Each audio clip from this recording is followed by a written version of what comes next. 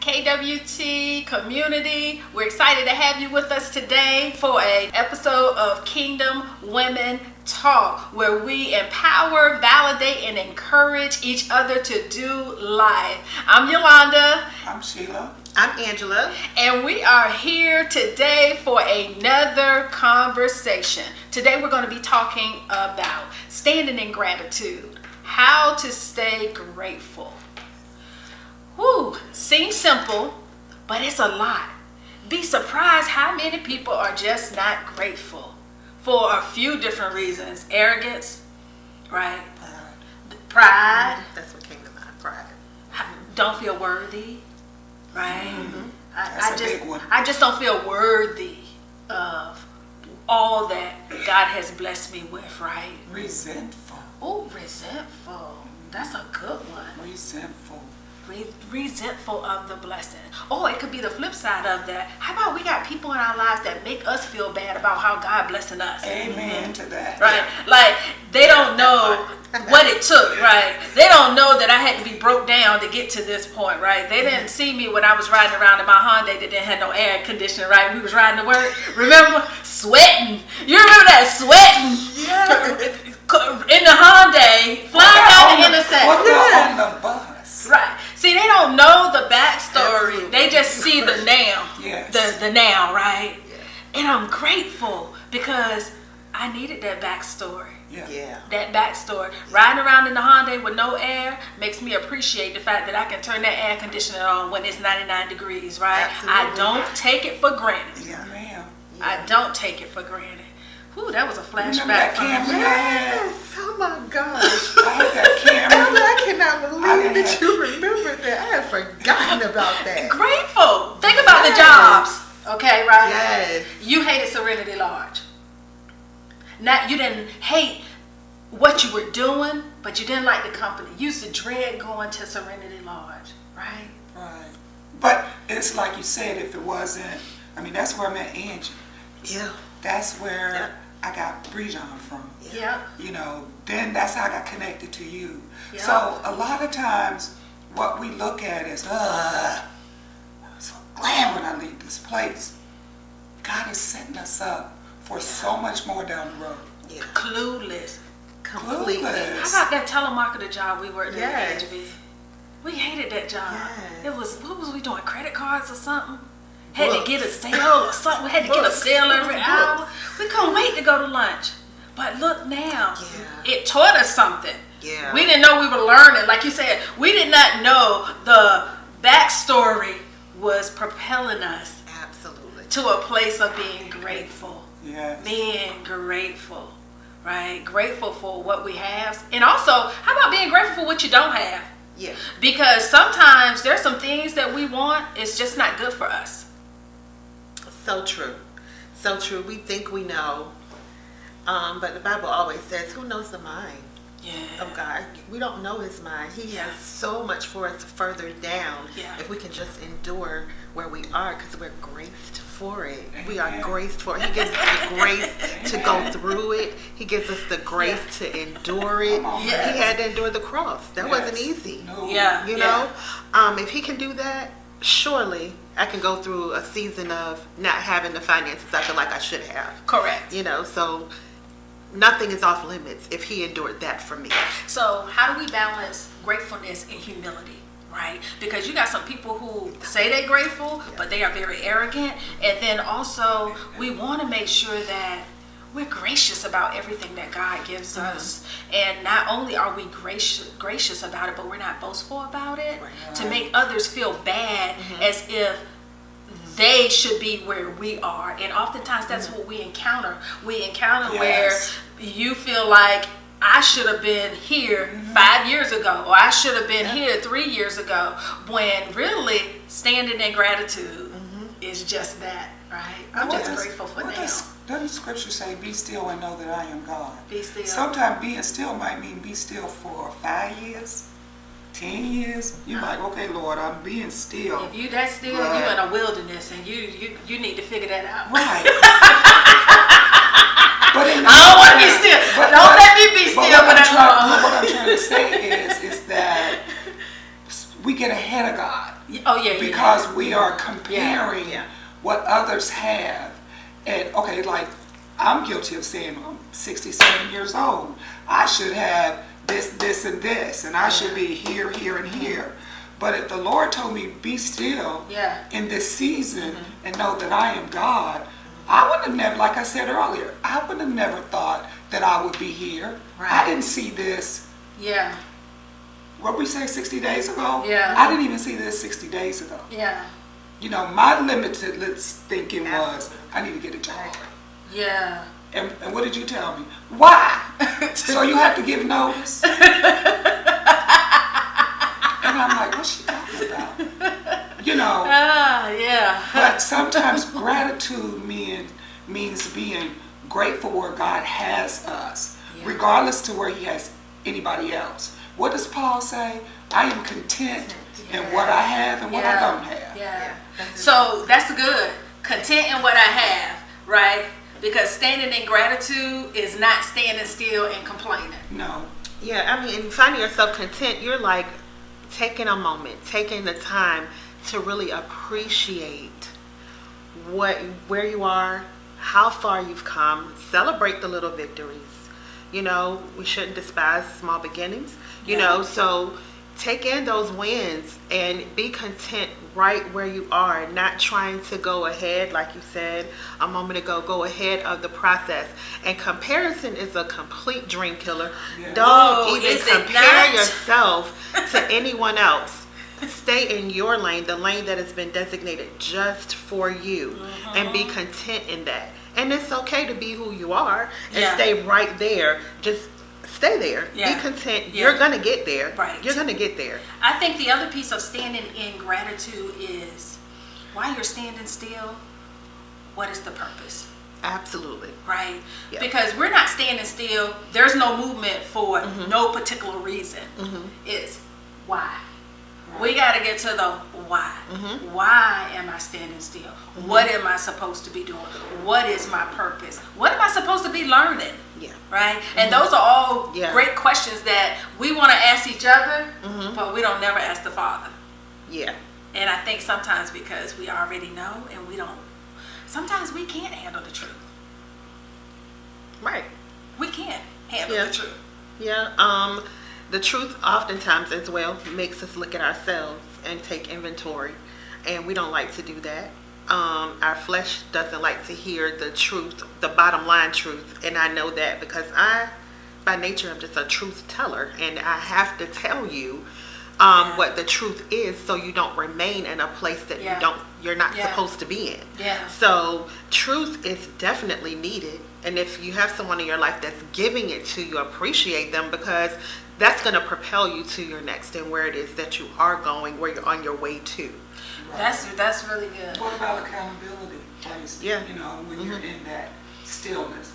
And when the Lord said be still, he's not talking about don't do no nothing. movement. Right. He's like, just don't saying, do nothing. You know, don't get ahead of me. Just don't get ahead of me. Yeah. Right. You know, but also accountability.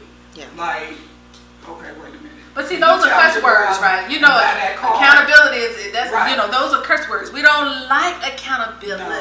No. And we don't like when others call us on out our stuff. But if I respect what you're saying to me, if you're saying to me in the most compassionate way, girl, what are you grateful for? Yeah. All I hear you complain about is your car is 10 years old, or your house is this, or your, you know, Right. this, and this. But what are you grateful for? Right. Yeah. How about that Yeah. you have a house? You How have- about that you have a car? How about that you even have a job, right? I think that goes back to when we were talking about like how we even, came to know each other. Exactly. It was small beginnings back Yeah. then, right? Mhm. We It was was. literally figuring out Yes. what we gonna have for lunch. What you got? What you got? Okay, I got this. It was literally what we about to feed the kids for Yeah, dinner, right? exactly. It was It like where was. we about to be. So it really made us grateful that during that time we had each other to pull our stuff Absolutely. together to make it work. Yeah. Right? We didn't Yeah. have no daycare. Yeah. Well, no, because we didn't have no money for no daycare. We didn't. So it was, what's your work schedule? I'm working this day, and what you doing? We had to figure it all out. Yes. But you're right, that propelled us for the Yes. now. Truly grateful for Yes. everything. Yes.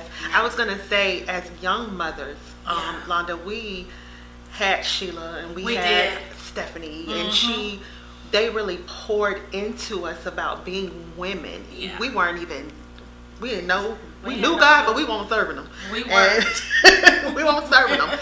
But He was even gracious enough during that season to place them in our lives as seasoned women to give us what we needed to grow as Yes. mothers, and giving us permission to make the mistakes, you Yes. know, and not being looked upon or talked about, Right. but to give us those wisdoms that we needed to Yes. get to where we are today. Absolutely. Yeah. Yes, you and Stephanie created a safe place for Yeah. us that we could experience motherhood without even knowing what we were doing, and y'all were there to catch us. So for that, thank you. Yes. You are so welcome. But the gratitude Yes. is all mine because you all, it does a person's heart good when someone trusts you with Yeah. their most valuable Yeah. gift, and that's their children. Yeah. And I had Brejon from day whenever, 2 weeks. Yeah, a 2 week weeks. old, you 2 weeks know, old.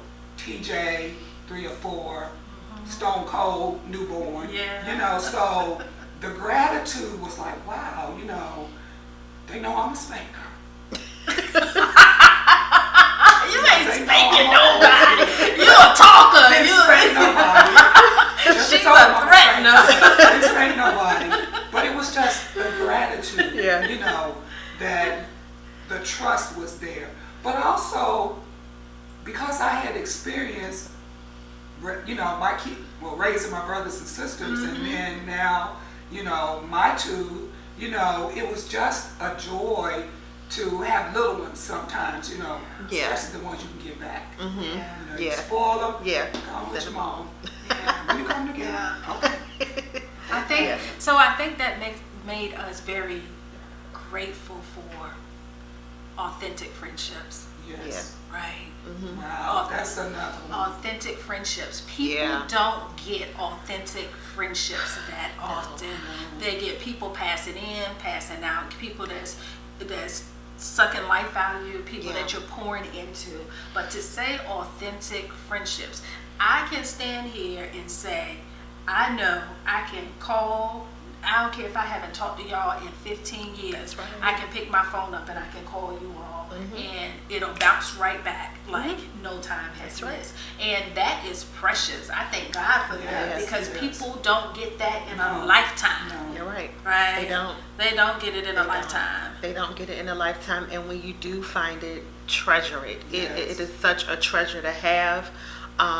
Good, solid friends. I mean, look at the young lady that just lost her life not that long ago at 25 years old, traveling with those that she thought were her friends. But to Yes. know deep down, that this person has your best interest at heart, there's not a question mark ever about these two that I've ever had. We've always had each other's back, and we will continue. Yes. But just to know that is such a gem. Yes. Such a gem. So, Because it reminds me of when changes happen in your life, good or bad, and being transparent. When Mr. and I got divorced, people just scattered.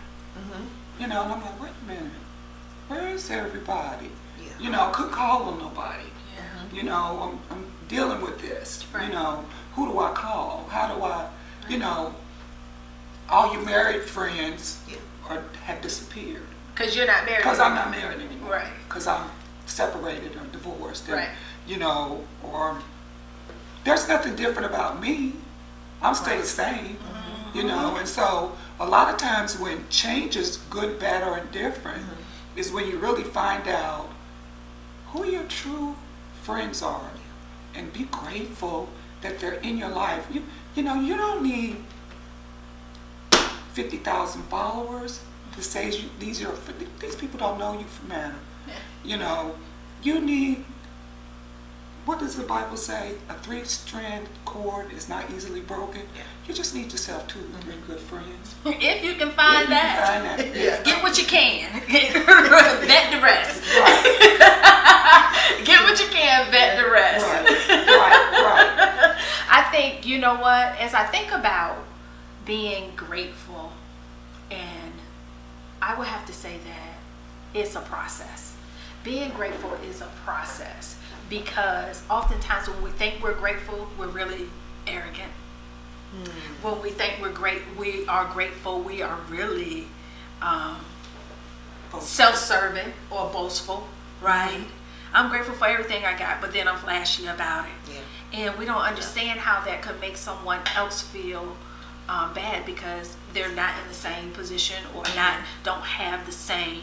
And oftentimes we now, when you truly find gratefulness, you look at what you have and you're like, it's this much, right? Yeah. But everybody else sees it's this much. Right. Right. So how do you stay humble in the midst of God's blessings? You stay in the Word. You stay in the Word. You stay prayerful.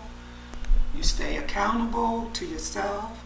You take the 2, 3 that you can trust, that are there for you, good, bad, or indifferent, and you do the best you can with what God has given you.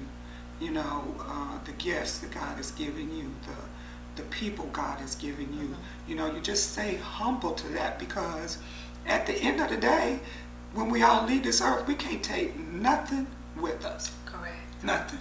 That's right. I think for me, it's finding a purpose. You talked about That's that good. earlier. Finding a purpose and finding something that keeps you in that place. And for me, it's serving. Yes. So, just making sure that I'm serving my community in a way that they need to be served, finding the problem. And when I see the problem, don't just turn my head and act like it's not there. Right. It's a problem, and it's my problem because it's affecting my people. Right. So, and when I say my people, I mean all mankind. Yeah. And making a difference in that. Right. Going out and finding a way to impact your community, be it volunteer-wise or making monetary donations, however you feel that it's impactful to keep you in a place where there for the grace of God, there go I. Yeah. It could be me. Yes. And making sure that I remain in that place always. Yes. So I think for me, it's always reminding myself is I own nothing. Yeah. It all belongs to God. I don't own nothing. Kind of piggyback on what you said. You can't take it with you. Well, even when I'm living on this earth, I understand that I don't own nothing. God is gracious enough that He only wants 10% back, and He lets me enjoy the 90. Right. So in that 90, then it kind of tells on what you were saying.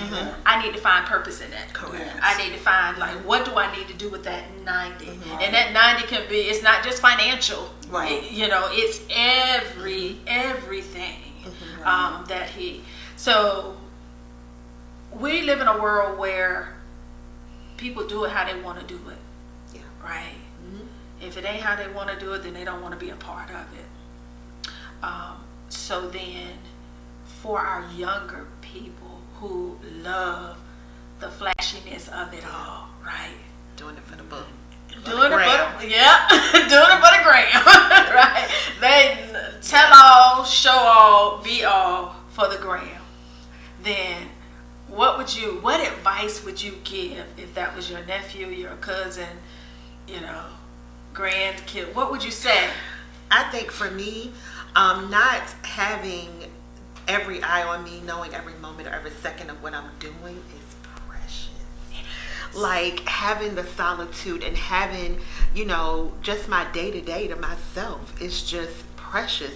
Keeping that just to me, I so love that. Like I that's my happy place. And most people would probably think that I am because I'm very outgoing. I'm a introvert, extrovert. I'm like on the borderline. I know how to do both. But my happy place is with my family and, spending time with my daughter and doing things with her and teaching her things and doing things with my mom and having conversations with my mom and my sister and learning things from my sister because she has such wisdom to give me, and I'm the oldest, but I learn from her. Right. Just those times and those things where we come together and we just spend the time, it's valuable because everybody's in a rat race.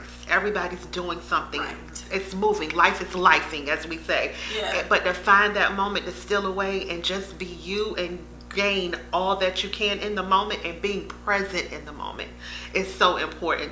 Not showing everything. Not showing everything. I have a real problem with that. I'm working on it. Yeah, leave something for the people to even kind of think to the imagination. But yeah, I don't show it all. Just take some in and just keep it to yourself. So be grateful for being able to protect your space. Yeah.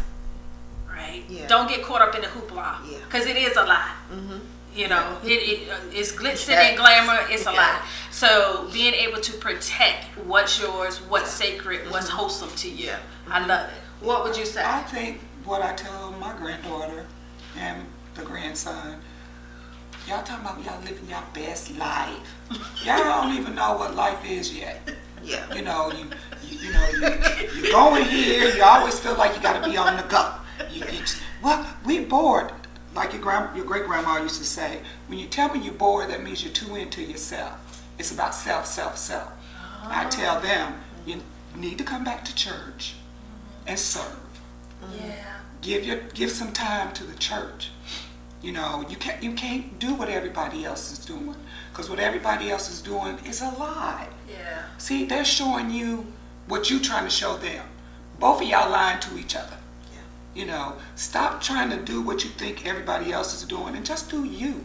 And if you don't know who you is, sit down and try to figure out who you is. Yeah. Because at the end of the day, like my granddaughter is finding out, the ones that she thought were her friends are not her friends. Yeah. And so just be intentional about what it is you really want to do in life. What is it that really brings you joy?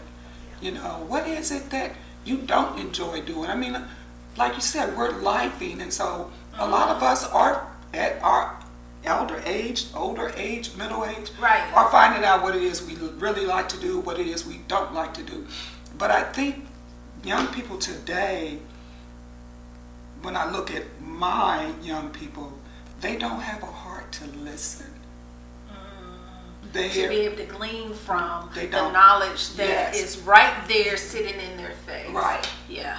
So, like your grandmother. Yeah. I'm quite sure there's wisdom that has come from her. Mm-hmm. Your dad, there was wisdom because you were willing to sit and listen. Yeah, they ain't doing that now. Ain't nobody doing that now, Grandma. You just don't understand. Oh, okay. Right. There's nothing new. That what they're doing is not anything that we've not done. It may be even done it better. Right. Because contrary to belief, I really enjoyed my 20s and 30s. Okay, but get what you heard, right? I love Jesus, right? And my Jesus walk has been amazing. Yeah. But I'm not gonna sit up here and act like Absolutely. my 20s and 30s were But not. you weren't living your best life. I was living my best life. So I would definitely agree. Staying in gratitude would be, hey, glean from those around you. Yeah. They have so much that can pour into you. Mm-hmm. That the road won't be as tough. Yeah. Right? Because been there and done that. We've trailblazed that path. Right. And so now we can pour it back into the individuals. So then how, one word on how to stay grateful. One word. Be you. Be you. Be you. No, that was 2 words. Intentionality. Be intentional. And I'm going to say pray. All right. Good conversation, y'all. Good conversation. So that concludes us for today. Please join us next Sunday as we have a new episode. Also, don't forget to subscribe and like and share and hit that notification so that you can be notified as soon as the new episode is released. Don't forget to follow us at Kingdom Women Talk on Facebook and Instagram. Again, we are Kingdom Women Talk. I'm Yolanda. I'm Sheila. I'm Angela. And we will see you next week.